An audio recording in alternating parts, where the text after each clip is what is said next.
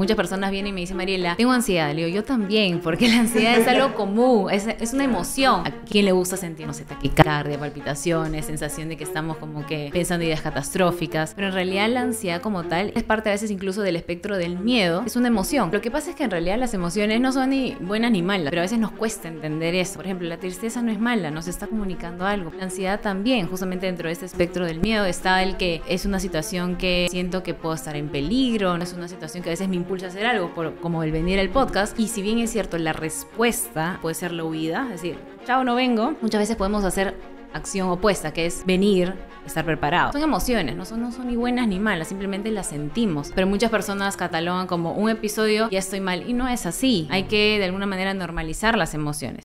Bien, amigos, ahora para ustedes algo de onda. Hola, bienvenidos a Plus de No Podcast. Yo soy tu host Italo Guzmán. Hoy estoy con Mariela Linares. Mariela. ¿Cómo estás? Muy bien, con bastante calor, ¿verdad? Teniendo en cuenta que el clima de Lima está difícil. Pero bien, muchas gracias, Italo, por la invitación. Es un gustazo tenerte acá, en serio. Bueno, hace tiempo que quería tocar este tema con un psiquiatra, entonces es chévere tenerte acá.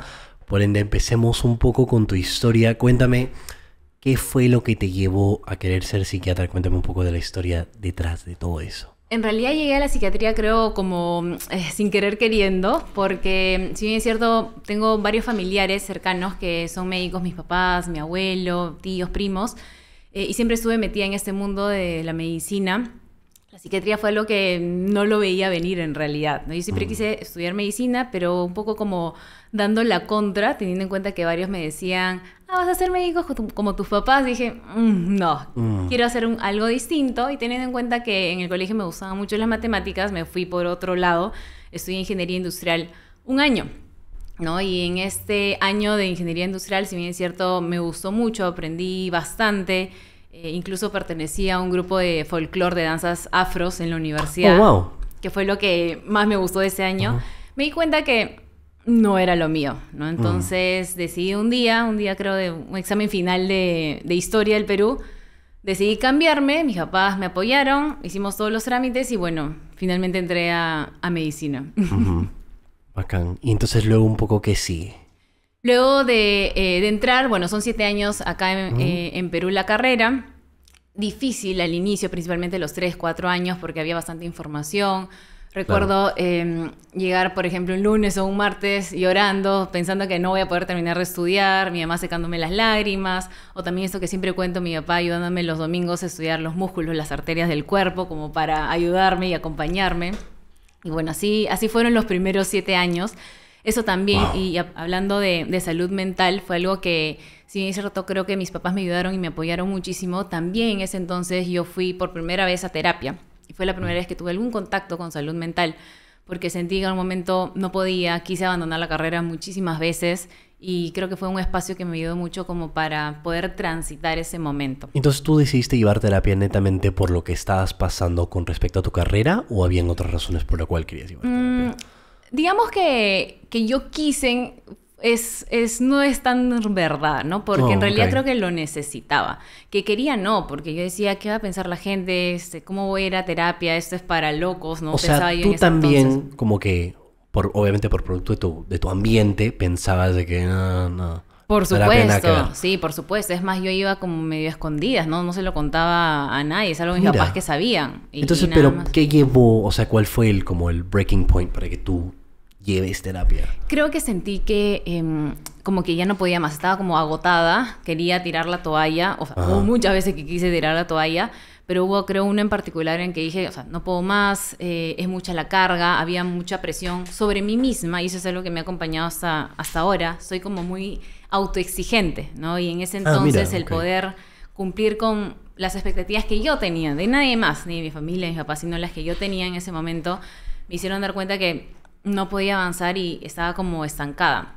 ¿A qué sientes que se debía tu autoexigencia? Creo que al querer tener buenas notas, al querer cumplir con todo, al querer poder mantener algo de vida social, que en ese momento lo dejé de lado por la universidad.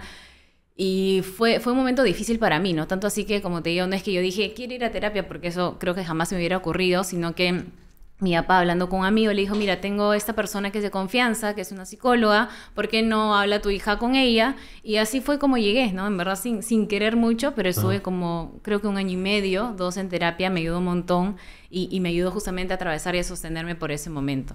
Claro. Entonces, ¿y tú sentías, por ejemplo, eso que me comentas de autoexigencia, tú sentías que eso venía a raíz de repente presión que sentías en tu familia o simplemente era presión que tú misma realmente te ponías por ver el ejemplo de tu familia, ¿no? De lo que ellos hacían? Eso es algo en realidad que ahora en mi actual proceso de terapia lo estoy viendo, porque creo que si bien es cierto, sí, hay esta autoexigencia mía, también es un poco aprendida, ¿no? Y no porque pienso que lo hagan de mala manera, sino porque también por lo que han tenido que vivir, por las experiencias que han tenido. Mis papás, mi entorno cercano ha sido también muy exigente consigo mismo. Entonces, de alguna manera también yo me he llevado esto de hay que ser autoexigentes con nosotros mismos, ¿no? Ajá. Lo cual pienso que no está mal. Oye, ¿qué fue? Oye, ¿y tú? ¿En qué estás? Ya, no te queremos cortar, vamos a ser breves. ¿Estás suscrito o no estás suscrito?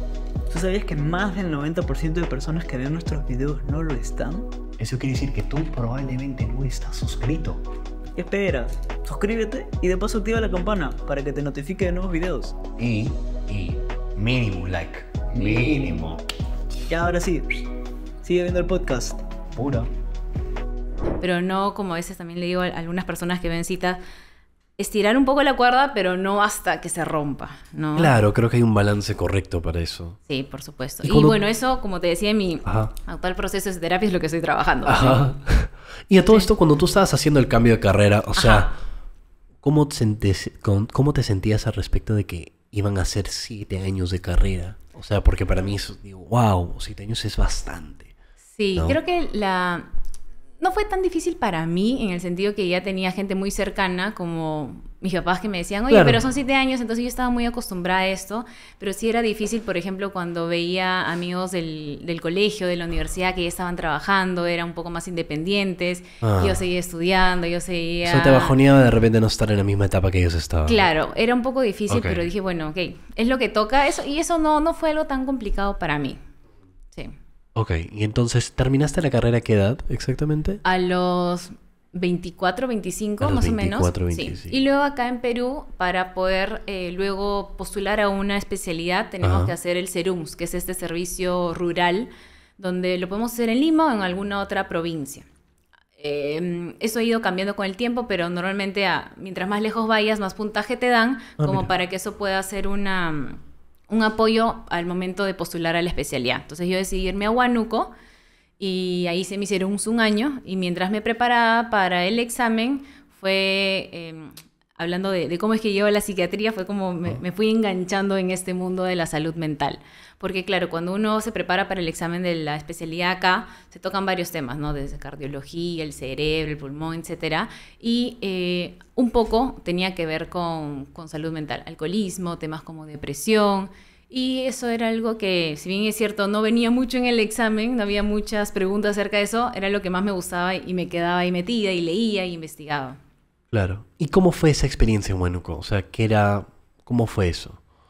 Fue una experiencia, yo diría, única en la vida, con sus retos, porque nosotros terminamos la carrera a los 7 años y tu primera experiencia laboral es irte Claro. a un lugar donde a veces eres el único médico. En este caso yo tenía felizmente la fortuna de que no era la única, habían otros 3 médicos, pero habían turnos en los que estaba yo sola. Entonces sí fue difícil porque de tener supervisión constante a tú tener que recetar, a tomar decisiones, Claro. fue complicado, más aún por términos a veces legales, venían personas que querían algún trámite, etcétera. Entonces fue complicado, yo diría una experiencia única, me ayudó un montón, gané mucha independencia también porque viví sola. No lo volvería a repetir, por eso una experiencia única en la vida, ¿no? ¿Por qué no lo volverías a repetir? Porque fue demandante también, tuve algunas situaciones muy difíciles, compañeras mías que estaban, por ejemplo, en otros puestos y amigas que tuvieron experiencias muy, muy desagradables, ¿no? Y en este caso... ¿Qué pasó? fueron situaciones complicadas con la comunidad, ella sintió que su vida corría peligro, una amiga en particular, entonces es duro, ¿no? Y eso es algo que en las claramente el noticias ambiente no no es el sale. mejor, ¿no? O sea, Sí, eso es algo que en las noticias, por ejemplo, no sale, ¿no? Y el hecho, por ejemplo, yo vivía en Huánuco, pero el puesto que yo tenía estaba como a 45 minutos. Y yo decidí vivir en Huánuco para tener mayores comunidades, pero iba y venía. Y claro, ese trayecto de ida y venida también corría un riesgo. Es más, varias veces tuve que atender accidentes, personas que con el carro se habían ido al precipicio. O sea, Wow. fue retador, sí, fue retador. Pero fue una experiencia también que creo me llevó a aprender muchas cosas, a tener ese contacto mucho más humano con las personas. Muy agradecida a la gente de Tambillo, Umari, de Huánuco. Muy linda, siempre estuvo al pendiente. Si necesitaba algo, estuvo ahí para mí. Entonces también, o sea, fue una experiencia enriquecedora. claro. Única en la vida. ¿Y cuál sientes que sería como el mayor aprendizaje que te llevaste de esa experiencia? Creo que a tener las cosas claras, a saber qué es lo que tengo que hacer y hacer sin que por ahí alguien X me diga, haz esto, haz lo otro. No, tener las cosas claras. Claro. Sí, eso me ayudó. Ok. Si puedes acércate solo un poquito al micrófono. ¿Más? Sí, un poquitito más. Ya, Y ahí. bueno, y lo que te iba a preguntar, de todas formas, ya entrando al tema, ¿cuáles son las diferencias entre un psicólogo y un psiquiatra? Para toda la gente que no sabe. Ok, justamente como tenemos dos formaciones distintas, nuestra orientación suele ser distinta, pero por ahí nuestros caminos a veces se pueden juntar. En este caso, como te comentaba, los psiquiatras estudiamos primero una carrera que es medicina y luego postulamos a la especialidad, que son 3 años más de psiquiatría. Los psicólogos tienen una formación, o sea, su carrera universitaria es psicología y luego se pueden dedicar a diferentes ramas de la psicología, como trabajar en colegios, en comunidades, en la parte clínica, en la parte organizacional. Y una de estas ramas, que es justamente la parte clínica, es donde algunas personas se pueden dedicar a la psicoterapia, que es un tratamiento en el que muchas veces se combina con la parte farmacológica, ¿no?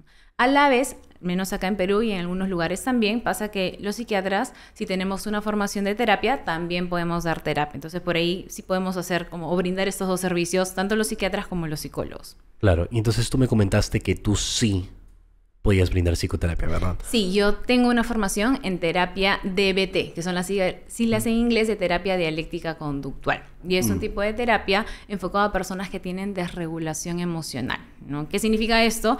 Es esta dificultad justamente en regular nuestras emociones. Y digo regular porque las emociones no son algo así como un switch de la luz que podemos apagar y prendernos. Por ejemplo, si yo estoy triste hoy día, de la nada no puedo apagar y decir, ya, no voy a estar triste, ¿no? Como algunas personas piensan que es. Por eso usamos palabras como manejar, regular nuestras emociones. Y ocurre que algunas personas tienen esta dificultad en poder regularlas. Por ejemplo, sienten una tristeza súper intensa, una cólera súper intensa, y eso puede llevar a algunas conductas problemas. Entonces, lo que se hace en la terapia dialéctica conductual es brindar herramientas, nosotros le decimos habilidades, para que las personas puedan ir aprendiendo a gestionar sus emociones. Y es todo un programa estructurado donde se enseñan desde diferentes modelos. Se utiliza el mindfulness, se utiliza la aceptación radical, son términos que utilizamos en terapia, se utiliza la efectividad interpersonal para poder ir aprendiendo a regular nuestras emociones. Pero entonces sí dirías que esta terapia que tú brindas particularmente es hecha para un perfil de persona que efectivamente como no maneja muy bien sus emociones, es decir, las emociones que siente los lleva de repente a un extremo. Sí, ¿Como un extremo? Claro, justamente la terapia dialéctica conductual fue diseñada para las personas con desregulación emocional. Y dentro de esa desregulación emocional podemos tener personas, por ejemplo, que tienen trastorno límite de personalidad, personas que tienen trastorno bipolar, consumo de sustancias, etc. Entonces podría decir que la mayoría de tus pacientes son así. Teniendo en cuenta, voy a poner paréntesis, que yo actualmente no realizo terapia. O sea, me dedico principalmente a la parte farmacológica, pero lo que hago al tener esta formación en terapia DBT, atiendo a muchos pacientes con diferentes tipos de, digamos, de patologías o de diagnósticos y los suelo derivar. Si necesitan y tienen un componente de desregulación emocional, los derivo a la terapia DBT. Si tienen otro tipo de dificultades, los derivo a la terapia que considero les va a ayudar más. Entonces, ¿cómo suele verse como esa típica consulta tuya? Primero es importante tener en cuenta que alguien que viene a psiquiatría puede llegar a la consulta por diferentes motivos, ¿no? Por ejemplo, porque su psicólogo o su psicóloga lo va a haber trabajado un tiempo, o por algunas algunas señales de alerta, ha visto que vale la pena una evaluación por psiquiatría. También pasa que una persona no ha tenido ningún acercamiento de salud mental, me ha pasado y dice, vengo a psiquiatría porque quiero que me evalúen. Que no es lo más común, pero por ahí a veces pasa. O también llegan a psiquiatría personas como por una interconsulta. ¿A qué me refiero a esto? Por ejemplo, alguien que tiene un problema gastrointestinal, que no se resuelve y que ha visto que le han dado medicamentos por gastro, le han hecho sus procedimientos como, no sé, una endoscopía, y se ha visto que aún así el tema persiste. A veces nos derivan a psiquiatría para ver si hay algún componente emocional, algún componente más de salud mental que podría estar afectando en esta parte física, ¿no? Entonces, puede estar somatizando. Por ejemplo. Entonces, así es como llegan a psiquiatría. Y en esa primera evaluación yo hago la historia clínica, basándome, por ejemplo, en antecedentes de la infancia, temas como el embarazo, el parto, cómo fue la primera infancia, si hubo algún problema ahí, algún antecedente médico, como por ejemplo migraña, gastritis, problemas de tiroides, para tenerlo en cuenta. También antecedentes familiares, por ahí si tuvo algún papá que pudo haber tenido algún antecedente de salud mental, es importante tenerlo en cuenta. Algún familiar que tuvo algún comportamiento un tanto distinto, también vale la pena tomarlo en cuenta. Luego evaluamos los antecedentes personales. ¿A qué me refiero con eso? Si alguien ha llevado terapia antes, si ha tenido alguna cita por psiquiatría, qué diagnósticos le han dado, qué medicamentos funcionó o no, a qué dosis, por cuánto tiempo, por qué lo dejó, todo eso se evalúa. Y luego viene ya como tal el motivo de consulta, ¿no? Que es ¿para qué rayos estoy acá en esta cita? Que puede ser diferentes cosas, como estoy triste, tengo problemas para regular mis emociones, no puedo dormir, tengo problemas en mi relación con la comida, mi rendimiento en la chamba está bajo, o no puedo concentrarme. Hay diferentes tipos de motivos de consulta. Y luego con toda esta información damos un diagnóstico presuntivo. Si bien es cierto y es importante tener en cuenta que no... Yo al menos trato de propugnar eso, no basarnos en un diagnóstico porque no somos depresión, no somos ansiedad. O sea, ¿te refieres que no se enfoquen mucho en el diagnóstico? Okay. Sí vale la pena, al menos desde el área de psiquiatría, tener en cuenta un diagnóstico como para poder ver el tratamiento. ¿Qué tratamiento? ¿A dónde vamos a derivar? Correcto. Digo esto porque algunas personas me dicen, ya Mariela, entonces soy una persona depresiva, ¿no? Y van por ahí en el mundo y en realidad la idea no es esa. A nosotros nos conviene tener un diagnóstico claro, sí, porque si es un cuadro A, pues tengo que dar un tratamiento A. Si es correcto. Un cuadro B, pues tengo que enfocarme diferente. Pero eso, o sea, al final esa etiqueta muchas veces hace que las personas se estigmaticen y que los demás también nos estigmaticen. Entonces, sí tener en cuenta esto del diagnóstico. Nosotros en la consulta de psiquiatría trato de brindar ese diagnóstico, pero no para que nos basemos, sino como para a partir de ahí ver cuál camino vamos a elegir. ¿Tú dirías que la mayoría de las personas usualmente suelen enfocarse mucho en ese diagnóstico que les dan? Creo que ahora ha cambiado mucho. Hay personas que, es más, me dicen en la primera cita, Mariela, no me dice un diagnóstico porque tal persona me ha dicho que no lo necesito. Ok, le digo, genial. Válido. Y está bien. Sin embargo, al menos para mí sí es importante, al menos en esa primera consulta, como para tener un referente, ¿no? Y porque de acuerdo a un diagnóstico, y porque mi formación como psiquiatra ha sido así, hago un diagnóstico para luego dar un tratamiento oportuno. ¿Tú en algún momento les has preguntado si es que desean tenerlo o simplemente es como, es tu trabajo simplemente darlo? Yo voy como viendo eso, porque hay algunas personas que me dicen, me han dicho que tengo depresión, ¿no? Algo común. Entonces, en la cita, dependiendo de lo que hacemos, las evaluaciones, la psicóloga, el papá, el hermano, el amigo. Entonces, llega un poco y me dice, y en verdad tengo depresión. Entonces le digo, mira, hemos estado viendo esto, lo otro. Hay un cuadro de depresión, por ejemplo, no sé, moderado, y lo que vamos a hacer es eso. O te propongo estas alternativas. ¿Y cuáles son como las mayores señales para determinar si es que alguien realmente tiene depresión? En realidad hay dos cosas importantes. Uno tiene que ver con una tristeza, pero es una tristeza marcada que nos acompaña la mayor parte del tiempo. ¿Y por qué digo esto? Porque algunas personas me dicen, Mariela, sí, a veces me pongo triste y estoy depre. Y eso no es depresión, lo podemos hablar de manera coloquial. Pero en realidad, tener un cuadro de depresión es estar triste la mayor parte del tiempo. Y ojo, puede ser tristeza, pero también a veces puede ser cólera o puede ser como fatiga, como una sensación de desgano. No necesariamente tiene que ser tristeza como tal o ganas de llorar, que nos acompañan, como te digo, la mayor parte del tiempo. Voy al supermercado y me siento así. Estoy con mis amigos y me pasa eso. Estoy con la familia, en el trabajo, y esta tristeza me acompaña. Y que al menos debe durar unas 2 semanas, o sea, que sea algo constante. Y a la par, además de esta tristeza, esta sensación de fatiga, de desgano, hay esto que nosotros le decimos la anedonia. ¿Qué significa esta anedonia? Es esta pérdida en el disfrute de actividades que normalmente nos gusta hacer. Por ejemplo, si antes me gustaba salir a comer con mis amigos, ahora lo hago y como ya no es lo mismo. O si antes me gustaba comer un helado, ya no lo disfruto como antes, me alejo de los demás. Entonces, esas son como las dos principales señales que nos podrían indicar que una persona está pasando por un cuadro de depresión, pero no son las únicas. Cambios como, por ejemplo, en el apetito, en el sueño, en el rendimiento, en la socialización. Son algunas señales que nos pueden indicar algunos criterios para nosotros evaluar un cuadro de depresión. Claro, y ¿cuál suele ser como el rango de edades que tú tratas? Por promedio, Okay. más o menos. Normalmente atiendo desde los 17 como hasta los 50, 60 años. Pero promedio, ¿cuál suele ser la mayoría de tus pacientes? Gente joven. Entonces te quería preguntar por eso. ¿Tú sientes que la mayoría de estos jóvenes como suelen tener como esta costumbre de repente darle, por ejemplo, esta etiqueta de depre a cosas que realmente no es depresión? Sí, claro, porque justamente coloquialmente lo hacemos, ¿no? O esta frase de en la mañana estoy triste, en la tarde soy alegre, entonces eres bipolar, cuando en realidad no es así, es un cuadro totalmente distinto. ¿A qué sientes que se debe eso?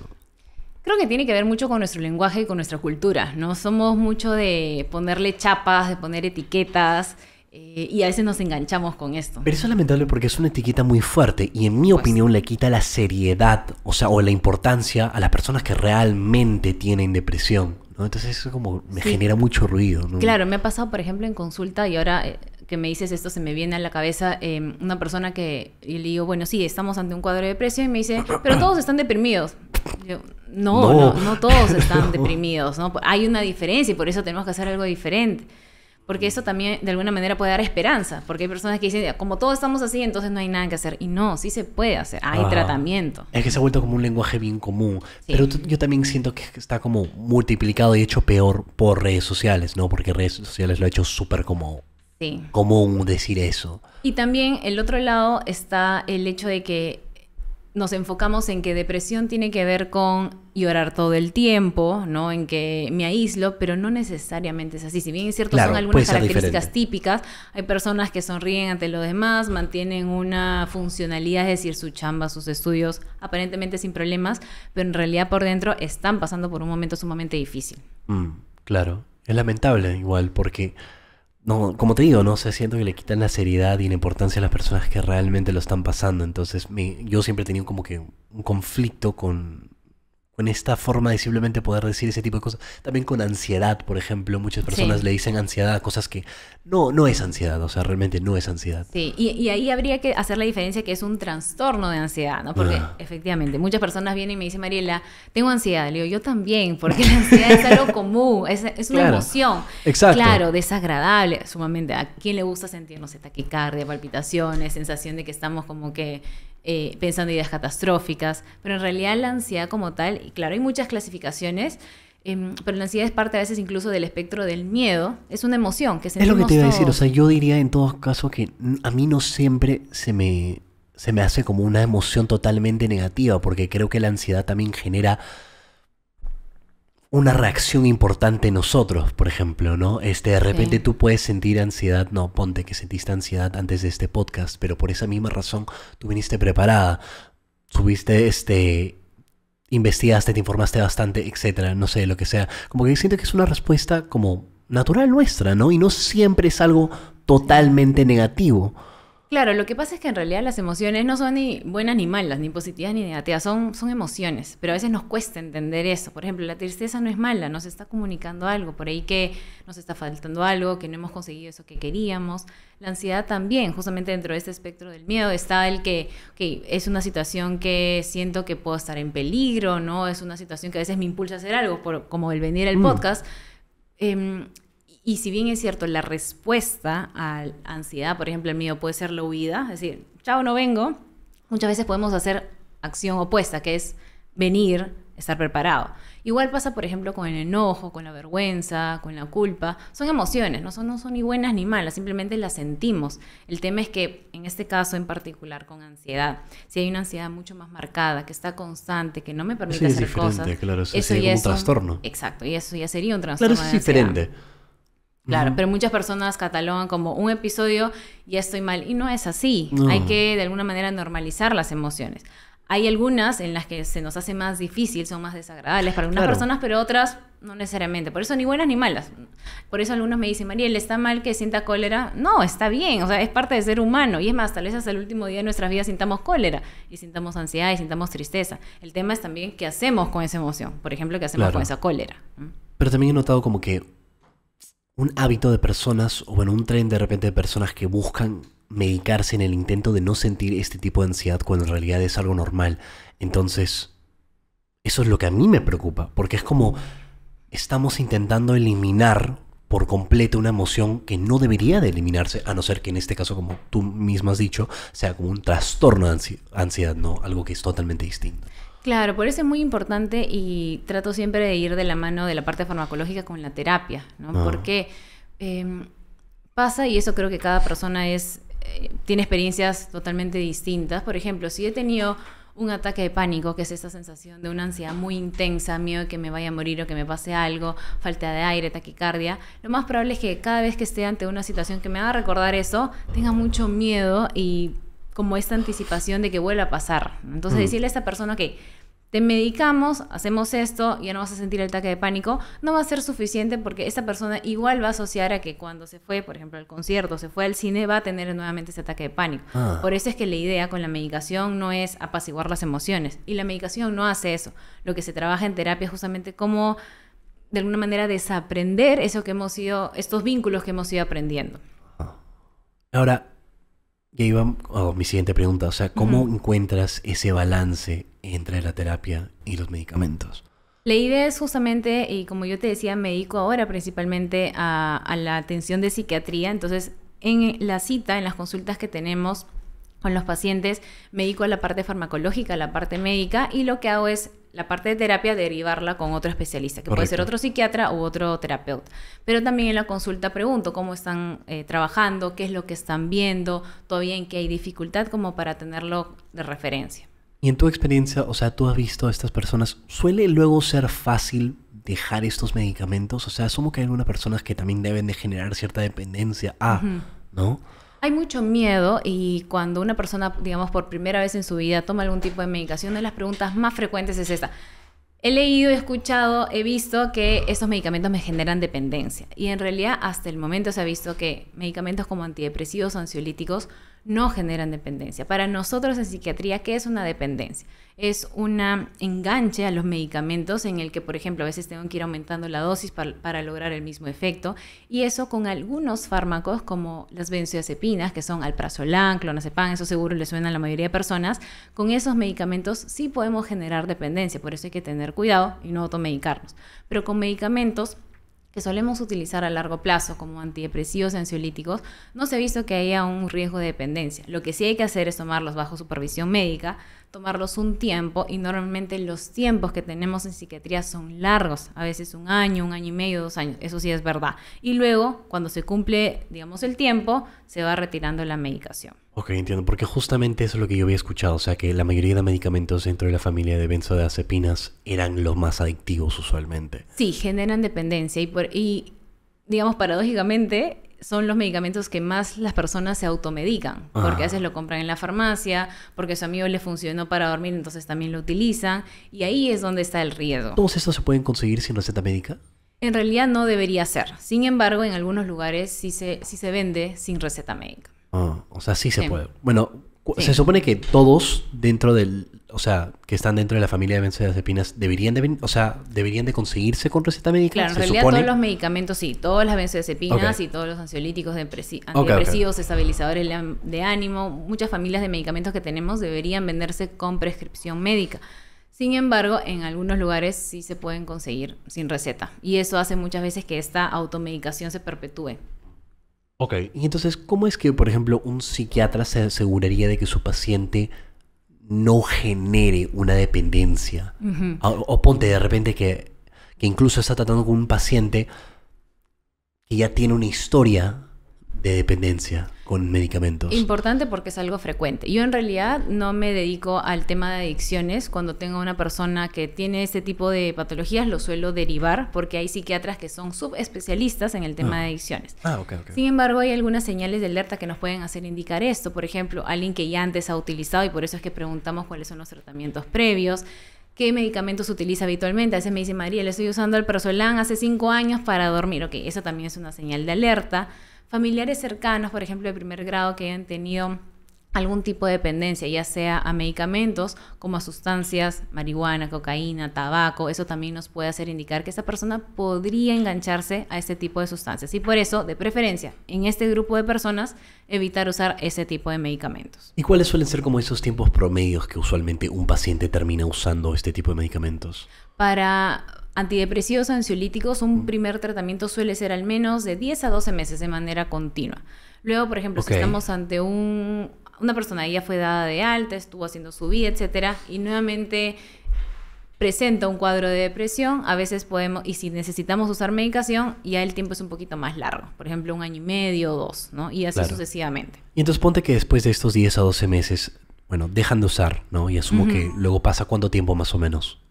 O sea, de que no usa, porque asumo que deben de haber casos en donde pasan los 10 a 12 meses, dicen, ok, me sentí chévere, siento que me ayudó, y luego vuelven a recaer, en depresión. En realidad, lo que suele hacer la diferencia, y eso lo vemos, y las guías también nos sugieren esto, es que las personas que hacen terapia suelen tener menos riesgo de recaídas o de recurrencias. ¿Por qué? Porque justamente en este espacio de terapia han ido aprendiendo habilidades, herramientas para poder gestionar lo que está pasando ahora y lo que se viene después. Entonces, eso muchas veces hace la diferencia. Y lo que sí es bastante común, antes de esperar los 10, 12 meses, algunas personas se sienten bien a los 2, 3 meses, dejan las pastillas y eso sí aumenta las probabilidades de que nuevamente vuelvan a necesitar en algún punto medicación. Eso sí hay que tenerlo en cuenta. ¿Y qué se hace en esos casos? O sea, por ejemplo, que una persona recae. Reiniciar, ¿no? A veces regresan, por ejemplo, me dice, Mariela, dejé de venir o me fue bien, por eso dejé el medicamento. Y claro, a nadie le gusta estar tomando pastillas todo el tiempo, es desagradable. Pero finalmente por eso es importante también hacer esta psicoeducación de que un tratamiento bien llevado es un tratamiento normalmente a largo plazo, ¿no? Claro, hay patologías y por ahí hay diagnósticos que podemos tomar por un tiempo más corto, pero normalmente son tratamientos más largos porque la idea es disminuir las probabilidades de nuevamente una recurrencia o una recaída. Al menos por un par de artículos que yo he leído, he sentido que he visto que hay niveles mucho más altos de ansiedad y depresión, por ejemplo, en la generación Z y alfa. Entonces, ¿tú a qué sientes que se debe, por ejemplo, esos niveles tan altos, particularmente en estas generaciones? Hay varias hipótesis al respecto. Yo particularmente creo que tiene que ver mucho con la inmediatez, ¿no? Y eso es algo que generaciones actuales, nosotros incluidos, pero los que vienen detrás de nosotros también. ¿A qué te refieres también, exactamente con eso? Que queremos respuestas rápidas, que es lo que, por ejemplo, nos proporcionan las redes sociales, ¿no? Tenemos, subimos una foto, los likes, los comentarios, las vistas. Si escribimos a alguien, queremos una respuesta inmediata.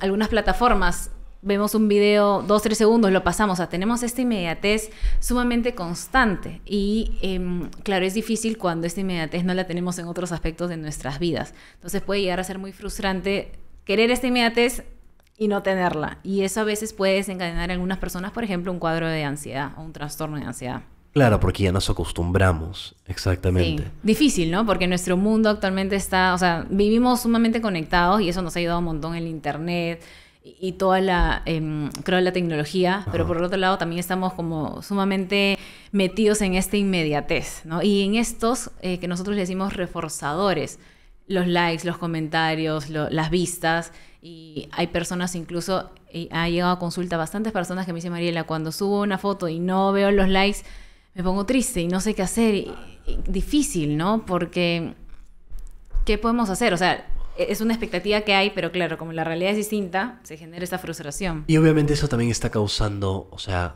tiene un impacto enorme en el autoestima de esta generación. Sí, porque una cosa es lo que tenemos o somos en la vida real y otra cosa es lo que proyectamos, ¿no? Y lo que proyectamos, si bien es cierto, muchas cuentas ahora tratan de ser lo más real posible. Nunca vamos, pienso en una plataforma, mostrar nuestro 100%, porque nos cuidamos, porque nos protegemos también, porque también es nuestro derecho no mostrar tal cual las cosas. Claro, lo que la otra persona ve puede ser todo lo más positivo y bonito y lindo para la vista, pero no siempre es la verdad. Bueno, pero es justamente eso, o sea, estas plataformas es como una falsa realidad. Claro. Ahora veo muchas más cuentas y eso me gusta un montón, que tratan de mostrar más de la realidad y no los aspectos solamente, digamos, bonitos, pero es difícil porque la mayoría de personas que está ahí en las redes trata de mostrar esta imagen más perfecta, más utópica, que en realidad no existe, ¿no? ¿A qué sientes que se debe un poco o sea, tú sentirías que entonces las redes sociales son una causa, puede ser hasta como la causa número uno de repente en problemas de autoestima en esta generación? Yo creo que no es tanto las redes sociales, sino la falta de herramientas para gestionarlo. Porque ahora puede ser las redes, pero antes tal vez era alguna otra cosa. Claro, las redes creo facilitan esto. Claro, porque, o sea, constantemente estás viendo fotos, por ejemplo, no sé, algo que pasa con las chicas bastante, ¿no? Ponte, sigue un montón de modelos y de repente hay una persona que no tiene autoestima con respecto a su cuerpo. Si constantemente está viendo modelos, obviamente se va a sentir súper mal, ¿no? Claro, sí. Antes no necesariamente pasaba eso. De repente, si comprabas una revista, maybe, ¿no? Sí, pero había, por ejemplo, la comparación de que en casa, fulanita sí tiene tal cuerpo, fulanita tiene el otro. Entonces por eso te digo, creo que las redes son un medio para eso, no necesariamente la causa, pienso. Aunque sí he visto algunos estudios que están incluso tratando de promover que se restrinja el acceso, por ejemplo, a los niños y adolescentes a algunas redes sociales, porque consideran que al ser tan pequeños y al tener todavía no un cerebro del todo evolucionado, podrían generar un riesgo para su desempeño luego. Y creo que es algo que hay que tenerlo en cuenta. ¿Y tú qué opinas? Yo creo que sí habría que, más que prohibir, tratar de regular esto, ¿no? Y acá, en este caso, los papás y el entorno cercano es fundamental. Porque, claro, por un lado, los pediatras, los profesionales que están cerca a los niños dicen ya, no utilicen las redes o las pantallas. Pero claro, actualmente en el día a día, yo por ejemplo no tengo hijos, pero sé de muchas personas que si no le pueden dejar un ratito la pantalla a un bebé, no pueden, no sé, ducharse o no pueden hacer algo. Entonces, finalmente la pantalla puede ayudar. Y decirles que no lo utilicen creo que sería irnos a un extremo, pero habría que ver cómo regulamos eso, ¿no? ¿Quién tiene la respuesta perfecta? Pues no lo sé, pero al menos creo que habría que tomarlo con cuidado. Pero también por esa misma razón siento que estamos viendo un montón de como padres, entre comillas, flojos, porque por ejemplo dependen mucho de este recurso. O sea, una cosa, por ejemplo, es que de repente si estás tratando de hacer algo, ya por un momento les brindas acceso a una pantalla, Claro. pero hay personas que, bueno, o yo he visto, por ejemplo, niños que simplemente están en el tablet todo el día. Claro. ¿No? Sí. Entonces, y esa es como que la forma de los padres como estar tranquilos, ¿no? Lo cual entiendo, pero no creo que esté bien para nada.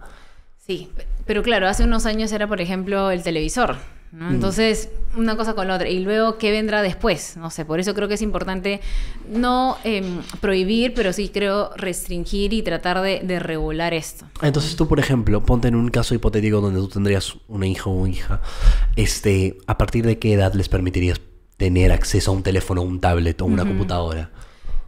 Creo que solo estando ahí como para poder saberlo, pero sí preferiría evitar dentro de lo posible que sea a una edad corta, ¿no? Yo, por ejemplo, he tenido experiencia de vivir y de criarme en lugares, en ciudades pequeñas, entonces salía al parque, salía con amigos del barrio. Claro.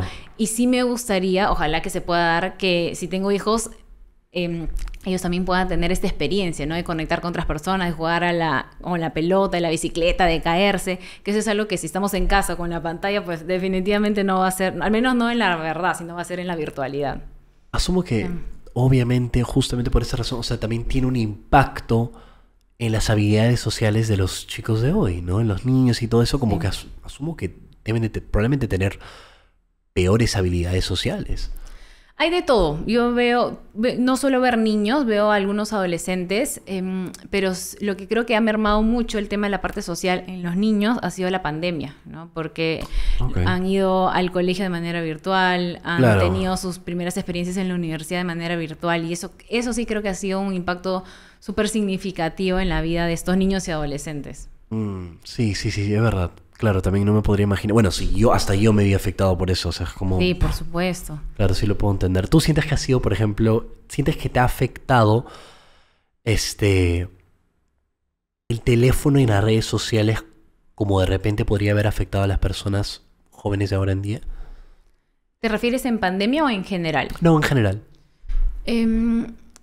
Yo en realidad no soy muy fan de usar el celular y las redes, por eso creo que particularmente a mí no me mata. O sea, tú ¿no? nunca te has sentido como adicta a tu celular ni nada. No, a veces me pasa así que me engancho y, ojo, no es que no me engancho a veces, Claro. veo historias y digo, ay, me pasé, no sé, Es inevitable. horas, minutos ahí y yo pude haber invertido mejor mi tiempo, sí, definitivamente, ¿no? Y otra vez digo, bueno, ya está, me enganché.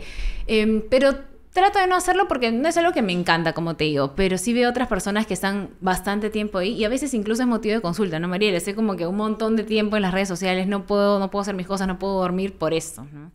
Sí. Ah, o sea, han llegado hasta consultarte por ese Sí. mismo tema, por un tema de adicción Sí. como a su celular o a redes sociales. Sí, o Oh. esta necesidad de estar en constante, aparentemente, contacto con los demás y conectado, cuando en realidad, claro, nuevamente, es una conexión virtual, pero que no finalmente termina siendo real. Claro. Y entonces, a todo esto, ¿cuál sería como tu mayor crítica o los peores comportamientos de repente que tú has visto exhibidos en la generación alfa? Yo creo que tiene que ver principalmente con el tiempo de exposición a las redes, ¿no? Porque no está mal que lo hagamos, todos lo hacemos, pero sí el tiempo de exposición y priorizar otras cosas, priorizar el contacto, el tocar el árbol, el salir al parque, el tener una conversación cara a cara con una persona. Creo que eso es lo que necesitamos. Sí, yo también lo siento así, definitivamente. Sí. Sí. Y es difícil, ¿no? A veces pasa, por ejemplo, a mí por el trabajo me pasa que es difícil desconectar a veces, estoy al pendiente o incluso salgo de vacaciones, pero igual tengo el celular y a veces me pueden escribir. Es difícil desconectarnos, pero es sumamente necesario. Claro, o sea, al menos yo admito plenamente que para mí como se ha vuelto una extensión de mí, o sea, es bien difícil desconectarte. No recuerdo ningún momento en donde yo he salido sin mi celular a alguna parte porque ahora es imposible. También hasta se ha vuelto una herramienta de trabajo, etcétera, supuesto. ¿no? O sea, es muy difícil, pero cada cosa que tú consumes lo han hecho imposible para que tú, o sea, lo han hecho posible de que tú te desconectes, ¿me entiendes? Han encontrado la fórmula exacta para engancharte en todo momento, ya sea TikTok, Instagram, Facebook, lo que sea, ¿no? Sí, O sea, sí. es imposible. Claro, nos facilita la vida un montón. Por ejemplo, a mí el tema del celular, yo recuerdo esto en el colegio, incluso en la misma universidad, no teníamos aún el Waze, ¿no? Y yo soy una persona sumamente desubicada, entonces sí recuerdo ir, por ejemplo, a la casa de un amigo y parar todas las cuadras al guachimán, decirle, señor, por favor, es acá, porque no había Waze y me perdía. En cambio, con Waze, para mí eso es la revolución de mi vida. Ajá. Pero claro, o sea, hay otras maneras también de poder ubicarnos y he perdido, creo, totalmente el sentido de ubicación por el Waze. Justamente eso estaba hablando, estaba acá con un psicoterapeuta y él nos estaba comentando que Waze, por ejemplo, justamente ha hecho eso, que ha afectado nuestra como capacidad de poder aprender como rutas y todo eso, porque simplemente Waze nos ha facilitado todo y ahora si necesitas ir a un lugar, aunque sea cerca, aunque sea de repente un lugar incluso al que has ido múltiples veces, agarras a tu Waze. Sí, por supuesto. Esa soy yo, por ejemplo. Porque no puedo sin el Waze. O sea, ya de por sí antes era desubicada, ¿no? Entonces esto creo que ha reforzado y hace que lo siga utilizando. Ahora, hemos hablado bastante, por ejemplo, sobre los medicamentos y todo esto. Y ahora yo quería preguntarte con respecto a medicamentos entre comillas alternativos. ¿Cuál es tu opinión acerca de la terapia asistida con sustancias psicoactivas? Ok, yo en realidad por mi formación como psiquiatra no tengo experiencia y Claro. nosotros no vemos esto, vemos la parte farmacológica que está avalada por FDA, por estudios y por lo tanto no podría decirte más porque no conozco. Sí sé de algunas personas, por ejemplo, algunos profesionales que utilizan este tipo de sustancias y con algunas personas en particular con algunas características en las que han tenido un resultado favorable, pero no pasa con todas, ¿no? Incluso algunas personas, por ejemplo, en la misma consulta me dicen, Mariela, ¿tú utilizas alguna medicina natural o, por ejemplo, aceite de cannabis? En realidad no lo utilizo porque al menos de lo que yo tengo como formación, como este respaldo científico, no se ha visto que tenga un beneficio como tal, ¿no? Salvo Claro. para algunas cosas que al menos particularmente no lo utilizo. Entonces, yo lo que sugiero es, si alguien desea este tipo de medicina alternativa, pues vaya con alguien que tenga esta formación. Al menos por mi parte, no. O sea, y es desde tu opinión como no profesional, ¿qué opinas acerca de eso? Ujú. He visto algunas personas, incluso amigas muy cercanas, que han tenido, por ejemplo, problemas de dolores. Tengo una amiga en particular que tenía un dolor de cadera difícil, bien desagradable, y me dijo, mira, con el aceite de cannabis me funcionó, me fue bien. Entonces dije, mira, qué bueno por ti.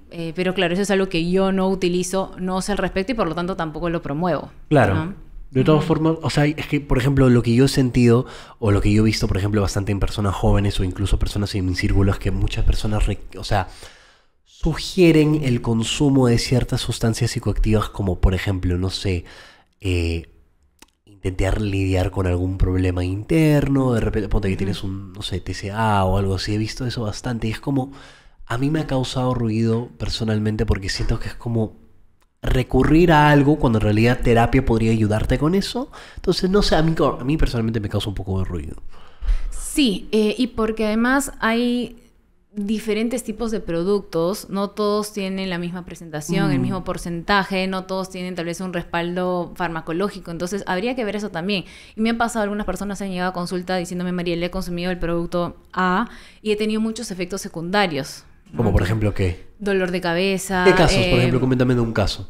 Una persona de unos 30 años que llegó a mí porque tenía problemas de insomnio y tenía un trastorno de ansiedad, pero ella había utilizado diferentes alternativas naturales, pero en este camino había tenido dolor de cabeza, mucho mareo, se le aflojaba el estómago bastante y cuando cortó eso vio que se le fue, ¿no? Entonces me dice, ahora sí acudo porque antes yo quería algo, digamos, natural, pero me di cuenta que no iba por ahí, los efectos eran más negativos. Claro. O sea, habría que ver eso también.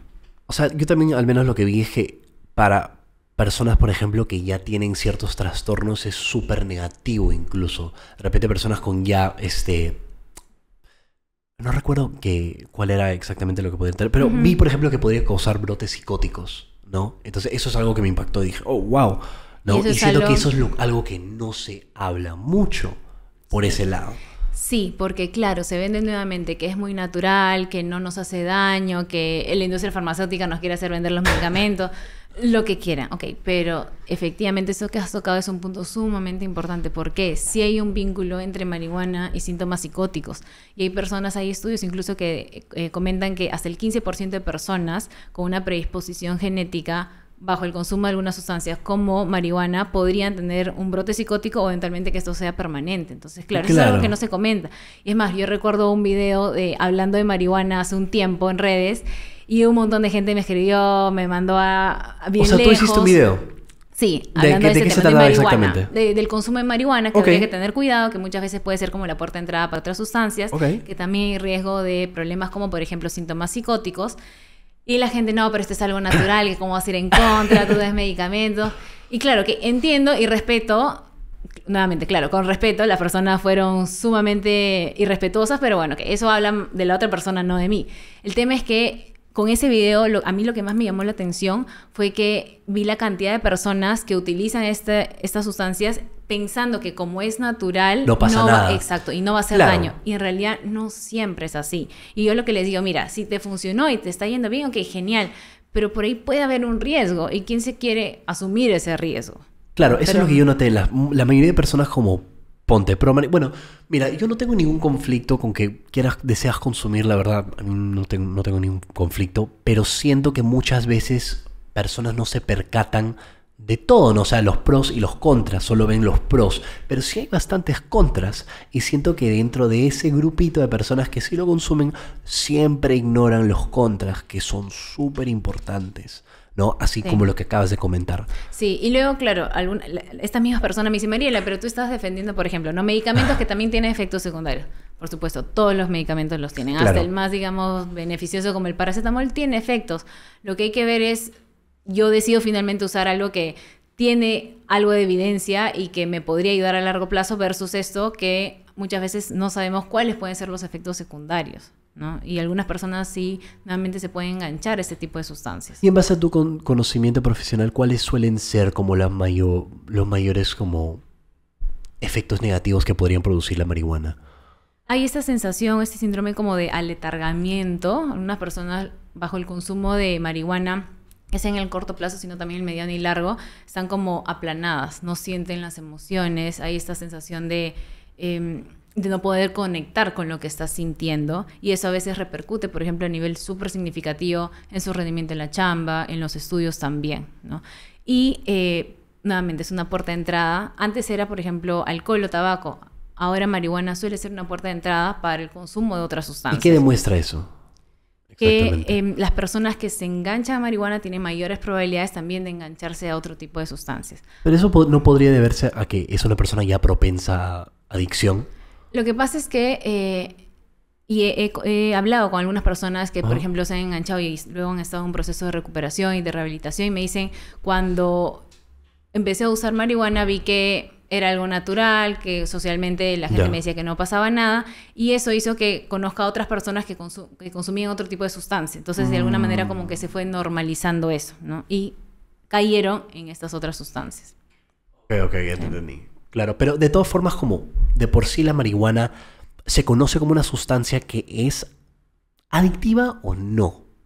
En realidad sí, ¿no? Todas. El alcohol, el tabaco, la marihuana, la pasta, éxtasis, LSD, o sea, hay un montón, ¿no? Y claro, algunos dicen, pero ¿por qué de alguna manera le prohíbes la marihuana cuando alcohol y tabaco también son malas y se venden? Por supuesto, yo no digo que estas no sean malas. Es más, muchas personas se enganchan con estas dos y también tiene un montón de repercusiones. Pero claro, marihuana ahorita es lo que como está de moda, ¿no? Y la gente la defiende. Sí, es verdad. Pero lo demás también suele ser recontra dañino. No, totalmente. Y de todas formas, al menos acá en Perú hay, por ejemplo, una costumbre, en mi opinión, pésima de un consumo excesivo de alcohol. Y me parece, me parece increíble. Me parece increíble realmente. Sí, y mucho promovido desde edades tempranas, ¿no? Ahora en fiestas de adolescentes es algo común, los papás también lo permiten. Y claro, he escuchado, por ejemplo, algunas personas que me dicen, pero es que es una manera también como de acercarme a los jóvenes, prefiero que tomen en mi casa a que lo hagan en otro lado o que inicien acá, pero de alguna manera también lo estamos promoviendo. Entonces, claro, cuidar eso, ¿no? ¿Cuáles son para que toda la gente sepa de todas formas, es todo lo negativo detrás de un consumo frecuente del alcohol? De alcohol. Recontra variado, ¿no? Desde el tema de a veces perder el dinero, un cuadro y perder el trabajo, porque personas se enganchan y eso hace que luego no lleguen al trabajo, baja su rendimiento, se pelean con la pareja, se van del hogar y nuevamente se suelen enganchar a otro tipo de sustancias. Asumo que de todas formas las personas que consumen alcohol, tabaco, marihuana de repente pueden ser más propensas a desarrollar, por ejemplo, ansiedad o depresión. Suele haber nosotros decimos comorbilidad, que es esta situación en la que podemos tener, por ejemplo, un consumo, una dependencia al alcohol o a marihuana y a la par tener algún otro cuadro de salud mental, ¿no? En ese caso suele haber un cuadro de depresión a la par, suele haber también un trastorno de ansiedad, porque muchas veces las personas utilizan las sustancias como para lidiar con las emociones, ¿no? Como lo que tú decías hace un momento. Tal vez esto que me da la sustancia lo puedo conseguir en terapia, claro, pero a veces de manera más inmediata lo logro mediante esta sustancia. Claro. Y por eso la gente... Pero más que nada es como apagarle la emoción realmente. Sí, claro. Que claro, la apaga de manera momentánea, porque luego eventualmente está, ¿no? Ajá. Y por eso la idea no es evitar o como el switch de la luz apagar la emoción, porque eventualmente va a regresar, sino gestionarla con las herramientas que tenemos y si no, pues ver la manera de cómo podemos aprender a gestionarlas. Claro. Ahora, algo que había mencionado previamente, que de hecho me acabo de recordar y me parece interesante, ¿cómo usualmente funciona el tratamiento por parte de un psiquiatra con una persona que tiene un TCA? En realidad no existe hasta el momento un tratamiento específico farmacológico, es decir, con pastillas para un TCA. Porque el tema del TCA es mucho más complejo de decir, ok, hay que recuperar el peso, que esa persona coma, tiene que ver detrás qué es lo que la persona piensa acerca de su cuerpo, su imagen, lo que piensa que puede representar para los demás. Eso es mucho más complejo que hay que hacer que esta persona recupere o suba de peso, que es lo que la mayoría de personas considera, y que siga con su vida. En realidad no es así. Sin embargo, cuando hablamos de un TCA, que es el trastorno de conducta alimentaria, nuevamente, como comorbilidad, suele haber también un cuadro de ansiedad, un problema de depresión, y a eso es lo que nosotros trabajamos desde la parte farmacológica. Por eso, en realidad, en un TCA, si bien es cierto, la parte farmacológica es importante, las pastillas suelen ayudar cuando tenemos alguna comorbilidad a la par. normalmente la terapia es lo que suele ser lo más significativo. Y sí tener en cuenta si ya estamos dentro de un peso muy por debajo a, digamos, lo esperado, en una situación que pone en peligro la vida de una persona, ahí sí vamos a necesitar una intervención médica, como por ejemplo una hospitalización, para poder ponerle suero a la persona, para que pueda tener al menos los mínimos requerimientos de calorías necesarias para que pueda seguir viviendo, ¿no? Claro. Ya que si esto persiste, pueden tener problemas como infartos, problemas metabólicos, etc.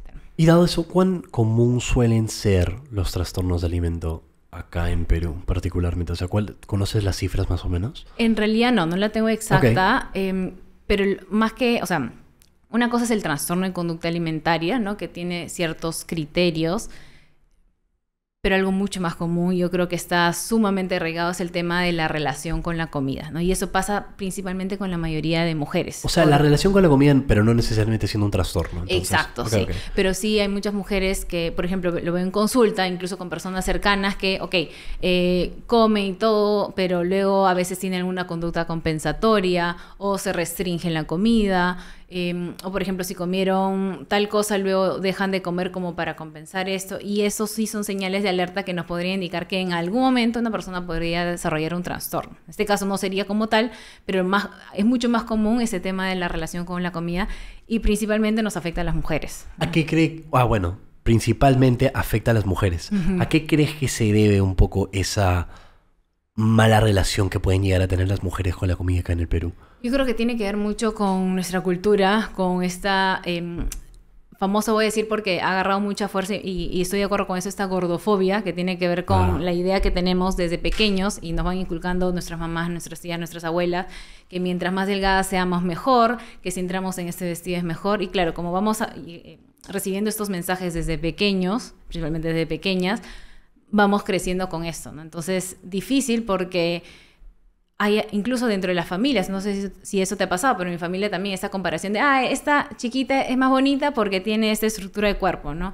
Y claro, ¿cómo podemos pensar que se va a sentir esa otra persona que justamente es comparada? Entonces, creo que desde pequeños pasa eso. Ahora la gente lo está hablando mucho más, se está visibilizando bastante, y qué bueno, ¿no? Qué bueno. Aún así creo que hay un camino súper largo por chambear ahí, porque eso es algo que se habla poco. Hay personas que muy poco lo hablan y otras que están siendo como que más, le están sacando en la mesa, pero está bueno hablar de eso, ¿no? Porque es una enfermedad muchas veces silenciosa y muy contrario a lo que las personas pueden pensar. Cuando uno habla de un trastorno ya como tal de conducta alimentaria, no tenemos que tener una apariencia como tal para decir es un trastorno. Antes teníamos esta idea de que, una persona, por ejemplo, con anorexia tiene que verse de esta manera, ¿no? Una persona, no sé, con bulimia se ve de esta manera. Y en realidad no es así. Podemos vernos desde diferentes maneras y estar pasando por un TCA. Sí siento que por ejemplo, esta actitud que las personas tienen acá en el Perú con respecto a las personas gordas, por ejemplo, ha sido normalizada por mucho tiempo y ahora entiendo que los hombres obviamente lo afrontan de una forma distinta. Por ejemplo, a mí no necesariamente me pasaba con comparación, pero sí constantemente me decían como que, oye, estás muy gordo, o oye, estás muy flaco, o estás un palo, y es como, puta madre, no podría ni ser flaco ni gordo, es como, ¿qué chucha quieres, no? Tal cual. Y nunca es suficiente para los demás. Exactamente, ¿no? Y sí admito, obviamente siento que a mí no me afectó tanto, pero sí reconozco que obviamente causó de repente una relación no muy sana, ponte, con el ejercicio, ¿no? Conmigo y con el ejercicio, de repente estaba haciendo de más, obligándome a hacer más ejercicio de lo necesario realmente para bajar de peso. A mí me pasaba eso bastante con mi mamá. Mi mamá me jodía con que tenía rollos, ¿no? Entonces yo, para darle la contra, me metía full al gym y no sé qué, bla, bla, y bajaba. Pero reconozco que eso no está bien, ¿no? No está bien. Difícil porque a veces sentimos, o creo que las personas a las que nosotros nos referimos, por ejemplo, nuestros papás, nuestra familia, sienten que los estamos como juzgando, ¿no? ¿Por qué fue así? ¿Por qué fue así en nuestra infancia? Y en realidad no es así. La idea es ver por ahí de dónde apareció todo esto, tratar de entender, porque las personas, por ejemplo, en este caso tu mamá, seguro tuvo una crianza distinta, ella creció con unos estándares diferentes y lo que te enseñó fue lo mejor que pudo y lo que ella consideraba que era lo mejor para ti, ¿no? Tal vez no lo sentiste así, pero fue lo mejor que ella te pudo dar. Y así nos pasa con todas nuestras familias. Y creo que esta oportunidad de poder hablar de eso es no el juzgar a los demás y cómo nos criaron, pero sí ver que podemos hacerlo de manera diferente. O sea, yo sentí que era importante como tomar en cuenta de repente como su crianza y todo lo que podría haber pasado, pero no necesariamente justificar sus acciones. Y obviamente Claro. yo he tenido conversaciones con mi mamá al respecto, obviamente se ha perdonado, se ha disculpado, whatever. Y es como, sí, ¿no? Pero sí creo que es importante recalcar de repente esos hábitos tóxicos que podrían haber tenido nuestros padres, ¿no? Esa crianza tóxica, ¿no? Para no repetirlo, ¿no? Claro, obviamente. Sí, sí, a mí también pasó, yo también pasé por un trastorno de conducta alimentaria y fue algo que se habló muy poco, Tú pasaste pasó. por eso. Sí, recién después creo que cuando yo hice la especialidad me di cuenta, oye, en ese momento pasé por un cuadro como tal, pero no fue algo que se habló, que se prestó mucha atención también. Me trataron de ayudar de alguna manera, pero claro, era como que, no, eso se queda acá en casa, ¿no? Difícil porque, nuevamente, pienso que hicieron lo mejor que pudieron hacer, pero claro, habían otras maneras también. Y ahora creo que la idea justamente de hablar de salud mental, de disminuir este estigma, es tratar de llegar a esas más personas que podrían estar pasando por una situación complicada Claro. y que necesitan ese apoyo. Totalmente. Y si no te Sí. incomoda la pregunta, ¿cuál trastorno Claro. de alimento exactamente tenías en ese Un cuadro de entonces? anorexia, yo tuve y luego tuve un problema de atracones. Mm. Sí, sí, por bastante tiempo, que me acompañó por mucho tiempo. Yo pensaba que era algo, digamos, como que normal, que las personas tenían este tipo de situaciones y era algo que yo escondía mucho, que casi nadie lo sabía o muy pocas personas lo sabían. Luego con el tiempo, con terapia, con aprendiendo mucho, por ejemplo, de gordofobia, me di cuenta que tenía como ideas muy parametradas y eso creo me ayudó como a ir cambiando las cosas, ¿no? Y claro, no tengo la vida resuelta para nada, pero creo que al menos en el tema de la relación con la comida, mi relación ha mejorado un montón y al menos Claro. actualmente no es un problema para mí. ¿Y qué exactamente fue lo que te ayudó como a superar tu trastorno alimenticio? Creo que fueron muchas cosas porque hubieron como varias etapas, ¿no? Primero el tema de la restricción. Creo que lo que me ayudó fue a darme cuenta que si seguía por ese camino no iba a poder continuar. O sea, me afectaba porque no podía descansar bien, no podía estudiar bien. Luego, cuando tenía, por ejemplo, estos episodios de atracones, me sentía mal físicamente, me sentía súper abalonada, no tenía ganas de salir. Entonces, creo que eso fue lo que me motivó a decir, ok, algo diferente tengo que hacer y eso es algo que a las redes le agradezco un montón, porque fue a través de las redes que yo llegué, por ejemplo, a muchas cuentas y me ayudaron como a ir sanando esta relación conmigo, con mi cuerpo, con la comida. ¿Cómo así? O sea, ¿habías videos relacionados a eso? Sí, empecé a buscar cuentas de personas, no sé, de nutricionistas, psicólogas, psiquiatras que hablaban de esto y fui entrando en este genial. mundo, me metí a algunos cursos y fue una manera de decir, oye, mira, hay otra manera de vivir la vida, ¿no? Y no engancharnos con la comida, con la preocupación, con el peso, Claro. que por bastante tiempo yo vivía así. Ajá. ¿Cuánto tiempo te había durado eso? En realidad no podría decirte exactamente, porque fueron, como te digo, por etapas. Pero sí hubo un momento como que más crítico y luego lo fui sobrellevando, pero las personas no se daban cuenta. Luego en el momento hablaban sobre mi cuerpo y yo decía, pero nadie sabe cómo me siento, ¿no? Difícil, porque a veces uno lo vive y no lo comparte. Y eso es algo creo que con el tiempo también me ha ayudado a no quedarme callada, a poder sacarlo, decirlo, ¿no? Compartírselo a alguien más. Puede ser un terapeuta, tu pareja, un amigo, un familiar. Creo que puede ayudar mucho el hablar. Y por parte de los hombres, ¿cuál suele ser el trastorno alimenticio más común en ellos? Hay de todo en realidad, es menos frecuente justamente yo creo Claro. que por nuestra cultura. Hay mucho de esta preocupación por el físico, ¿no? De estar como perfectos. Creo que podría ir por ahí, ¿no? Pero sí veo algunos hombres con anorexia, por ejemplo. Sí, Wow. ¡Hala, qué fuerte! sí. Sí, difícil, ¿no? Porque en nuestra cabeza está como esta imagen de la mujer, pero también puede ocurrir en los hombres. Claro, de todas formas, o sea, incluso también podría imaginarme que podría ser bastante vergonzoso también para un hombre por esa misma razón, porque no es tan común, Sí, ¿no? sí, por supuesto. Y a veces es mucho más difícil de acceder a algún servicio de salud, en este caso de salud mental, por este miedo, por esta vergüenza, por este estigma. ¿Qué sientes que le falta a la gente acá entender con respecto a la salud mental? Finalmente es salud. ¿No? O sea, nosotros como catalogamos, y yo también, ojo, hablo con estos términos de salud mental, de alguna manera como para, creo, priorizar este aspecto de nuestra vida, pero finalmente salud mental es salud. y le damos mucha importancia a nuestro cuerpo, a la actividad física, a lo que hacemos, a lo que comemos, a nuestro día a día, pero finalmente salud mental también es salud y por lo tanto no vamos a poder vivir una vida plena o intentar hacerlo si es que nuestra parte emocional, nuestra parte cognitiva está viéndose mermada. Entonces creo que es importante tenerlo en cuenta, no separarlo, ¿no? Porque a veces decimos, sí, físicamente estoy bien, pero acá no. Finalmente salud, finalmente somos un todo, no podemos separar nuestra cabeza de nuestro cuerpo. Y por lo tanto todo lo que nos afecta a nivel físico también nos afecta a nivel emocional y viceversa. Claro, totalmente. Y ahora ya para finalizar, mi última pregunta para ti sería, si pudieses darle un mensaje ahorita particularmente a los jóvenes, ¿qué les recomendarías, qué les dirías? Creo que sería la escucha. ¿A qué me refiero con esto?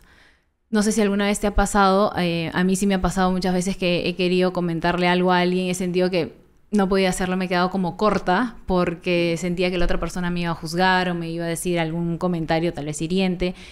Y veo en el día a día, ya sea por las consultas que tengo, por mi entorno cercano, que mucho nos falta esta escucha, esta apertura de poder escuchar a los demás. Y yo escuchar a los demás no solamente con el oído, sino también escucharlos con los ojos, con nuestra atención, con nuestro lenguaje corporal. Entonces creo que el escuchar puede tomarnos este tiempo para escuchar, para poder estar para el otro, muchas veces puede incluso salvar una vida, ¿no? Porque si escuchamos a alguien que está pasando por un problema difícil o que está con una situación que le está dando vueltas, al menos ese momento de escucha puede ser sumamente significativo para el otro. Y muchas veces puede ser la puerta de entrada para que esta persona finalmente decida hacer algo diferente. Entonces creo que el escucha, tomarnos ese tiempo y esta inmediatez que tenemos, podemos como que pausarlo un poco y escuchar, ¿no? Y escuchar, como te digo, no solamente con el oído, sino con todo nuestro cuerpo. Totalmente de acuerdo, Mariela, muchas gracias. Diles cómo te pueden encontrar en redes.